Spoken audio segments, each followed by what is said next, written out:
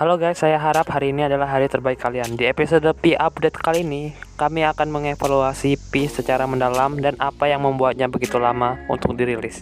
Kalau begitu langsung saja kita putar intronya. Halo guys, selamat datang di Crypto channel kripto favorit Anda. Tekan tombol like, subscribe, dan lonceng notifikasi agar kalian mendapat informasi-informasi kripto terbaru dari kami. Tanpa basa-basi, mari kita terjun ke bisnis. Jadi jika kalian belum mengenal Pi Network adalah uang digital yang berusaha untuk merevolusi dan menjaga penambangan cryptocurrency tetap tersedia sebagai sistem jaringan centralized. Dari mata uang generasi pertama, seperti Bitcoin yang telah membuat proses mining memerlukan energi dan biaya yang besar sehingga tidak bisa di-mining untuk masyarakat di kalangan bawah.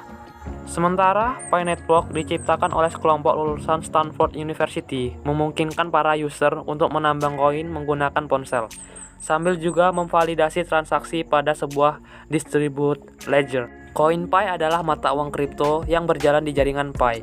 Dan seperti kalian tahu, Picoin dirancang untuk menjalani dan mengatur proses halving, sehingga dapat melindungi kelangkaannya. For your information guys, halving adalah jumlah koin yang diterima penambang untuk memproses transaksi baru berkurang setengahnya ketika mencapai level dan kondisi tertentu. Jadi, apa masa depan dari Picoin ini sebagai cryptocurrency? Jadi, perlu kalian tahu mereka memiliki rencana besar untuk menjadikan mata uang ini sebagai yang terbaik dalam cryptocurrency. Mereka berencana untuk memperkenalkan pasar dan membiarkan orang-orang membeli produk menggunakan kredit CoinPi mereka langsung dari aplikasi Pi Network mereka sebagai dompet cryptocurrency mereka pribadi. Mereka juga akan membiarkan orang untuk membeli CoinPi dengan harga yang diharapkan, yang mungkin berbeda dengan supply and demand, sehingga di masa depan Anda dapat membeli produk menggunakan CoinPi Anda, atau menjual CoinPi Anda kepada orang lain. Untuk tingkat halving dari mining Pi itu sendiri, yaitu 1,6 Pi per jam ketika mencapai 100.000 penambang. Kemudian akan dihalving lagi menjadi 0,4 Pi per jam ketika mencapai 1 juta pengguna, dan akan menjadi 0,2 Pi per jam ketika mencapai 10 juta. Kemudian berkurang lagi setengahnya, yaitu akan berlangsung sampai 1 miliar penambang, maka nilai Pi akan mencapai 0 Pi per jam. Itu berarti ketika mencapai 1 miliar penambang, maka Pi Network akan berhenti melakukan mining. Tidak seperti node dalam jaringan Bitcoin dan Ethereum yang menggunakan Proof of Work Protocol. Pi Node menggunakan algoritma berdasarkan Stellar Consensus Protocol atau SCP.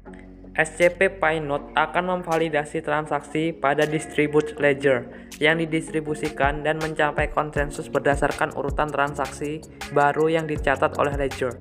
Di bawah node SCP, Pi Node membentuk lingkaran keamanan atau grup dari 3-5 orang terpercaya yang dikenal oleh masing-masing jaringan. Pengguna lingkaran keamanan membangun kepercayaan global yang memecah transaksi penipuan karena transaksi hanya bisa divalidasi pada ledger bersama, dengan catatan node terpercaya menyetujui transaksi mereka.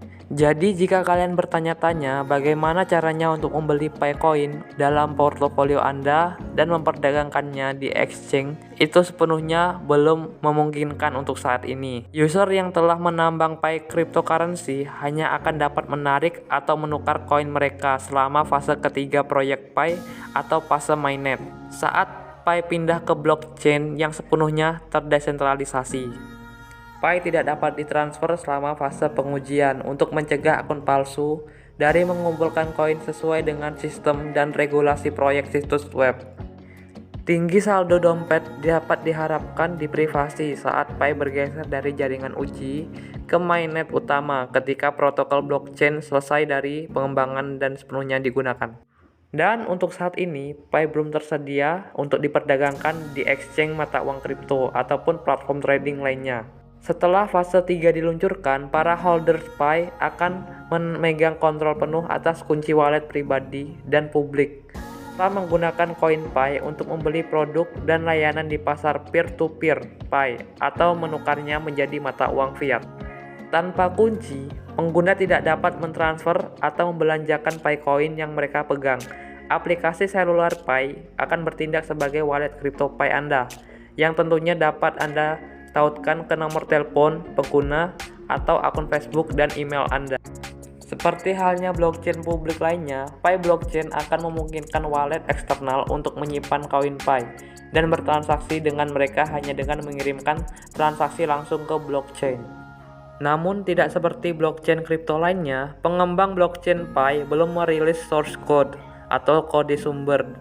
Namun sebagai gantinya, pada Desember 2020, para pengembang Pi memperkenalkan aplikasi Brainstorm Pi untuk memungkinkan para pengguna mengadopsi awal dalam mengumpulkan Pi kripto untuk mengantisipasi bahwa harganya akan meningkat tajam setelah fase ketiga ditayangkan. Meskipun tingkat penambangan koin telah di-halving dengan cara membagi dua, pengguna dapat meningkatkan tingkat pengembangan mereka dengan penambang aktif lainnya. Itulah kenapa para pengguna baru hanya dapat bergabung dengan jaringan Pi jika memiliki kode referral dari pengguna lain.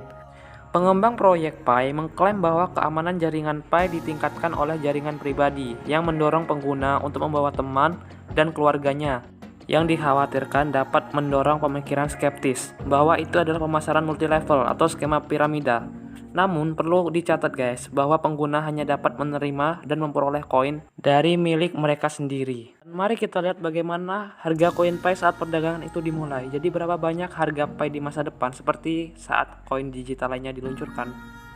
Nilai mata uang kripto Pi kemungkinan akan dimulai pada level yang relatif lebih rendah terhadap dolar Amerika Serikat dan naik ketika penggunaannya tumbuh dan menjangkau semua orang.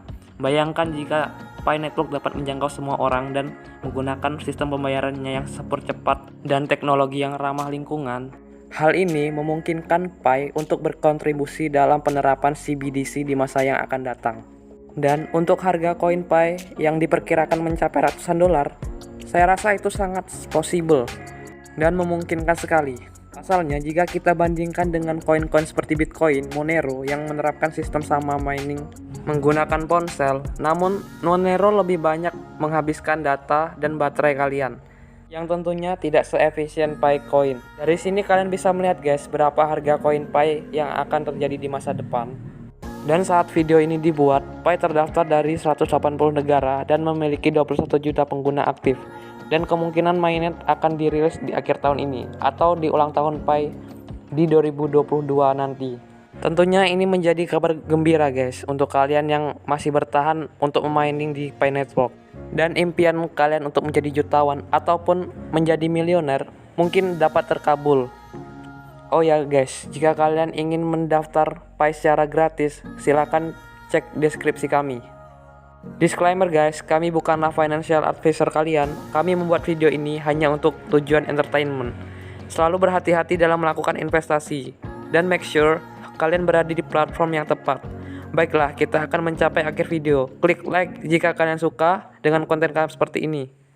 Dan jangan lupa aktifkan tombol merah itu guys untuk berlangganan video kami. Terima kasih, sampai jumpa di episode Pi update yang akan datang. Sampai jumpa.